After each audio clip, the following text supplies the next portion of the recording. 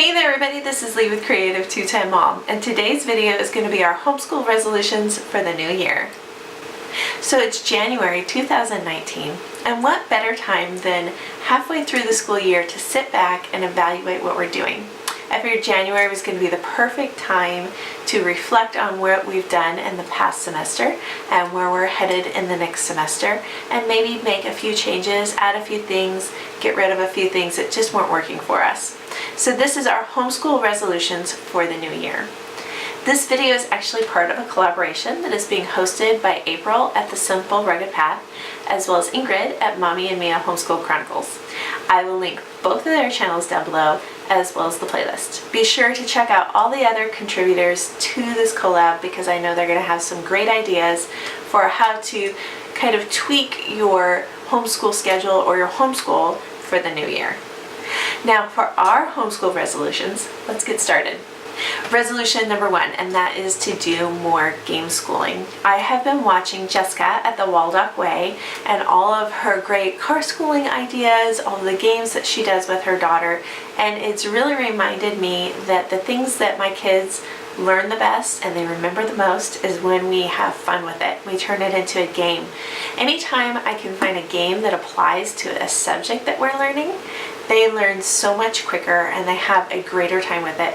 We pulled out the Professor Noggin's Earth Science this morning. This was our first day back for the new semester, and they absolutely had the best time with it. It was a great way to ease into our day, and it made them so much more enthusiastic about what we were learning, and it makes it a lot easier to learn those things for myself as well. So I want to start adding in a lot more fun, a lot more game schooling into our homeschool. Resolution number 2, and that is along the similar lines. It's to be looking for living text, picture books. I feel like I go through this every year. We rely on our textbooks pretty heavily in the fall to get us into the routine, and then usually later in the spring than now, but sometimes in the second semester I start to get antsy and I want to pull away from that textbook learning a little bit. Particularly in our science, we use a Beckett as our spine, but in the spring I like to pull away from that and add more picture books. Again, it just makes the content come alive. My kids have learned so much through living text, through enhancing what we are learning in our textbook and branching off and going different directions with these picture books and these living books. So I feel like I go through this every spring, is where I have this big branch off of just pulling different resources, and that's usually when you guys start to see my unit videos, because that's when I am sick of the same old dry textbook and I go searching for new and different stuff a lot in the spring. So again, I felt that urge that it's time. We need to start looking for new avenues to learn. Back to living text, back to games, back to experiences.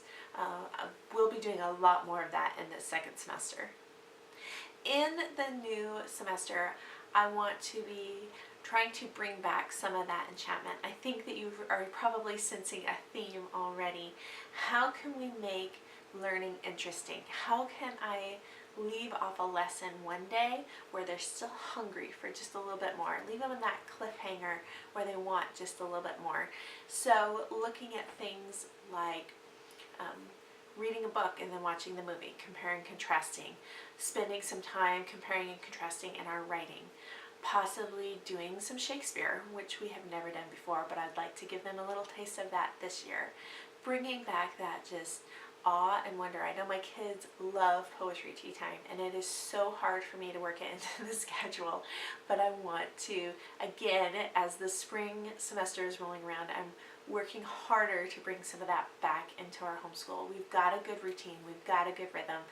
Now what are those things that make it so much fun and so much enjoyable that we can start adding back in? And that probably goes along with the next thing. We have not done a lot of art study in our homeschool. I've a lot of times outsourced art classes, artist study, that sort of thing to our charter school. I've used the excuse that it's difficult, that I am already preparing so much, and that's true. But this semester, this next year, I would like to maybe get a taste of that in there somewhere. And whether we're studying classical art or just doing some projects together, I was looking at one of the themes in our January morning basket, and I happened to find a freebie for a penguin craft, because we're going to be talking about some Arctic animals over the next couple months. And I thought, oh, how fun that if we just took an afternoon, it's all I have to do is print it, they can cut it out, put it together, and it's not super involved, but it's something that just brings that like spark of enjoyment. So being able to do some small craft projects and possibly studying some different artists or style of art, I'm really intimidated by that, but I've checked out a few resources from our local charter, and I think that they'll probably work for us.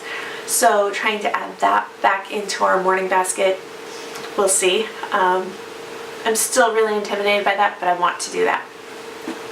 Going along with that is doing a hymn study, and I use that term very loosely because I've never studied like the songwriter or the music. I don't have a background in music, but to have the kids learn the hymns, and we did that last year pretty steady, and for some reason it was one of those things that as I was planning our morning basket, I just forgot about in the fall. And I really want to get back to doing that because they enjoyed it. So getting back into adding that into our day as well. All right, the next one is earning a junior ranger badge.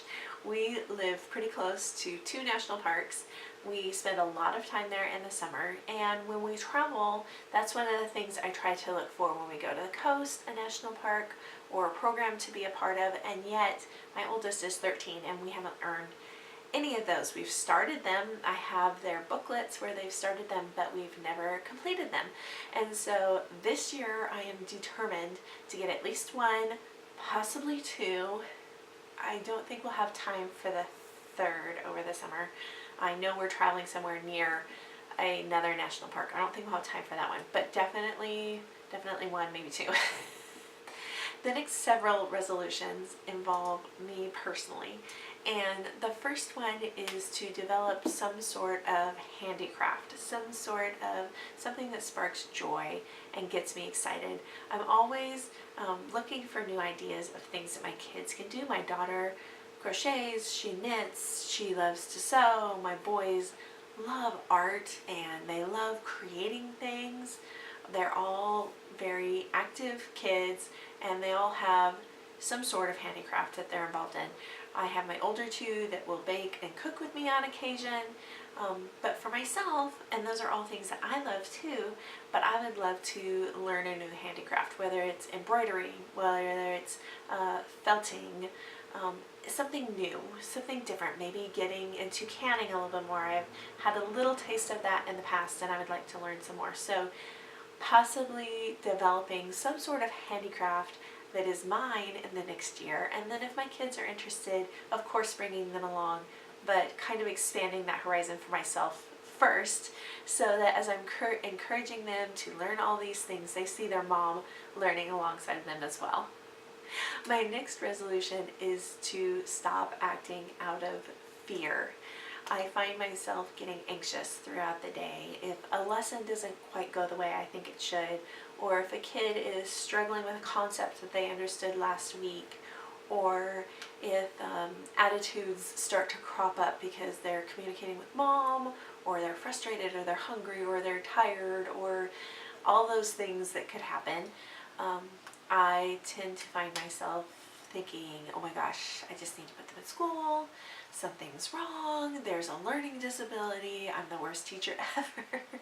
So I am slowly working, and this is a book that I'm reading right now, on building new pathways in the brain of less fear, less panic, less stress. I'm just knowing some days are just rough. I have days where I don't understand things and I struggle through them, and I maybe need extra time to struggle through them, that's natural and that's normal. And just because we learned it once or I understand it doesn't mean that they're going to understand it the same way. So That doesn't mean that it's a bad day. It just means it's a day.